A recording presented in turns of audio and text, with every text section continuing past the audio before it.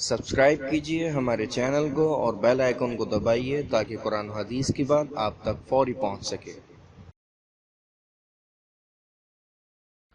عورت کا احرام۔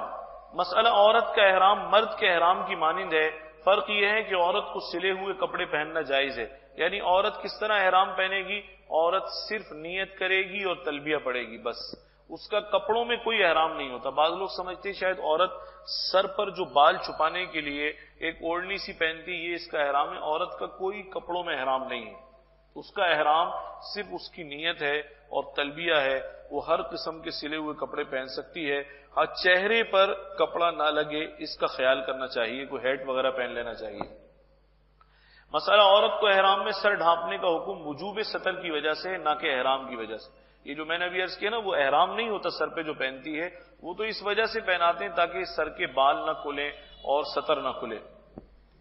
مسئلہ عورت کو اجنبی مردوں کے سامنے بے پردہ ہونا منع ہے، اس لیے کوئی چیز پیشانی کے اوپر اس طرح لگا کر کپڑا ڈال لے کہ کپڑا چہرے کو نہ لگے۔ آج کل تو بہت آسان بات ہے کہ وہ ایسے احرام آ رہے ہیں جو ہیٹ ہوتا ہے آگے، اس ہیٹ کے آگے نقاب ڈال دیتی ہیں، اس سے پردہ ہو جاتا ہے۔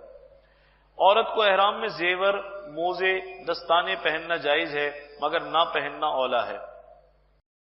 امید ہے اس ویڈیو کو صدقہ جاریہ کے طور پر آپ لوگ ضرور لائک اور شیئر کریں گے، اور مزید پرسرار پہلوؤں کے بارے میں جاننے کے لیے ہمارے چینل کو سبسکرائب کریں۔ یا کچھ پوچھنا یا جاننا ہو یا کوئی مشورہ ہو ہمیں ضرور کمنٹس کریں یا ای میل کریں۔ انشاءاللہ پھر ملاقات ہوگی۔ السلام علیکم ورحمۃ اللہ وبرکاتہ۔